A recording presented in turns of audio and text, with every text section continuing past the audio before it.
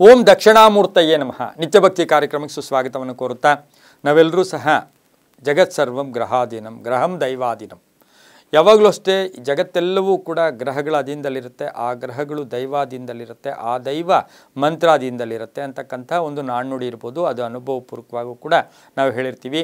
ನಾವು ಮನೆಯಲ್ಲಿ ಪೂಜೆ ಮಾಡ್ತಕ್ಕಂಥ ಸಂದರ್ಭ, ದೇವಸ್ಥಾನಕ್ಕೆ ಹೋಗಿ ನಮ್ಮ ಹರಕೆಗಳಿರ್ಬೋದು, ನಮ್ಮ ಸಂಕಲ್ಪಗಳನ್ನು ಹೇಳ್ಕೊಂಡು ಪೂಜೆ ಮಾಡಿಸ್ತಕ್ಕಂಥ ಸಂದರ್ಭ, ಹೋಮ ಹವನಾದಿಗಳನ್ನು ಮಾಡ್ತಕ್ಕಂಥ ಸಂದರ್ಭ, ಈ ಎಲ್ಲ ಸಂದರ್ಭಕ್ಕೆ ಅನುಸಾರವಾಗಿ ಕೆಲವೊಂದು ಪವಾಡ ಅಂತಿರೋ, ಕೆಲವೊಂದು ವಿಚಿತ್ರ ಅಂತಿರೋ, ಕೆಲವೊಂದು ವಿಶೇಷವಾದ ಶುಭ ಸನ್ನಿವೇಶಗಳು ಏರ್ಪಡ್ತಕ್ಕಂಥ ಸಾಧ್ಯತೆ, ಶುಭ ಶಕುನಗಳು ಕೂಡ ಏರ್ಪಡ್ತಕ್ಕಂಥ ಸಾಧ್ಯತೆ. ಆದರೆ ಇವತ್ತಿನ ದಿವಸ ನಾವು ಮನೆಯಲ್ಲಿ ಪೂಜೆ ಮಾಡ್ತಾ ಇರ್ತಕ್ಕಂಥ ಸಂದರ್ಭಕ್ಕೆ ಅನುಸಾರವಾಗಿ ನೋಡೋಕ್ಕೆ ಹೋದಾಗ ಕೆಲವೊಂದು ವಿಶೇಷಗಳಿರುತ್ತೆ. ಆ ಕೆಲವು ವಿಶೇಷಗಳೇನು ಅಂತ ಹೇಳಿದ್ರೆ, ದೇವರ ಒಂದು ಫೋಟೋಯಿಂದ ಕುಂಕುಮ ಬೀಳ್ತಕ್ಕಂಥದ್ದು, ಅಥವಾ ವಿಭೂತಿ ಬೀಳ್ತಕ್ಕಂಥದ್ದು, ಅಥವಾ ಫೋಟೋ ಮೇಲೆ ನಾವು ಹಾಕಿರ್ತಕ್ಕಂಥ ಆ ಹೂಹಾರ ಅಥವಾ ಎಡಗಡೆಗೋ ಬಲಗಡೆಗೋ ಯಾವುದೋ ಒಂದು ಕಡೆ ಅದು ಬೀಳ್ತಕ್ಕಂಥದ್ದು.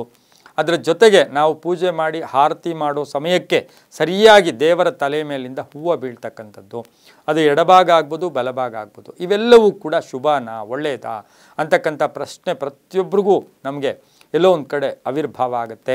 ನಮಗೇನಾದರೂ ಬಲಭಾಗದಲ್ಲಿ ಅಥವಾ ಸಂತೋಷವಾಗಿ ಬಿದ್ದಾಗ ನಮ್ಮ ಮನಸ್ಸು ತುಂಬ ಸಂತೋಷವಾಗಿರುತ್ತೆ. ಅದು ಎಡಭಾಗ ಅಥವಾ ಏನೇ ಅದಿದಾದಾಗ ನಮಗೆಲ್ಲೋ ಒಂದು ಕಡೆ ಒಂದು ಕಷ್ಟದ ಮನಸ್ಸು ಬರುತ್ತೆ, ಏನೋ ಆಗ್ಬಿಡುತ್ತೆ ಅಂತಕ್ಕಂಥ ಅನುಮಾನ ಬರುತ್ತೆ. ಆದರೆ ದೇವತಾ ಅಂದರೆ ದೇವರ ಗೃಹದಲ್ಲಿ, ದೇವರ ಪೂಜಾ ಮನೆಯಲ್ಲಿ ನೀವು ಅದು ಎಡಭಾಗ ಬಲಭಾಗ ಸಂಬಂಧ ಇಲ್ಲ. ಹೂವು ಏನಾದರೂ ತನಗೆ ತಾನೇ ತನ್ನಷ್ಟಕ್ಕೆ ತಾನೇ ಏನಾದರೂ ಹೂವು ಬಿದ್ದಾಗ ಅಥವಾ ಕುಂಕುಮ ಬಿದ್ದಾಗ ಅಥವಾ ದೇವರದ್ದು ಯಾವುದಾದ್ರೂ ವಸ್ತು ಅಲ್ಲಿಂದ ಬಿದ್ದಾಗ ಆರತಿ ಮಾಡುವ ಸಮಯಕ್ಕೆ, ಮಂತ್ರ ಹೇಳುವ ಸಮಯಕ್ಕೆ, ಜಪ ಮಾಡುವ ಸಮಯಕ್ಕೆ, ಅಥವಾ ನಾವು ಪೂಜಾ ಪರಿಕರಗಳನ್ನೆಲ್ಲ ಇಟ್ಟು ನಮಸ್ಕಾರ ಮಾಡ್ತಕ್ಕಂಥ ಸಂದರ್ಭಕ್ಕೆ ಅನುಸಾರವಾಗಿ ಆ ಕ್ಷಣದಲ್ಲಿ ಬಿದ್ದಂಥ ಹೂವು ಅದು ಶುಭದ ಸಂಕೇತ. ಅದು ಯಾವ ಭಾಗ ಅದರಲ್ಲೂ ಕೇಳ್ತಾರೆ, ಎಡಭಾಗನ ಬಲಭಾಗ, ಹಂಗೆ ಬರೋದೇ ಇಲ್ಲ.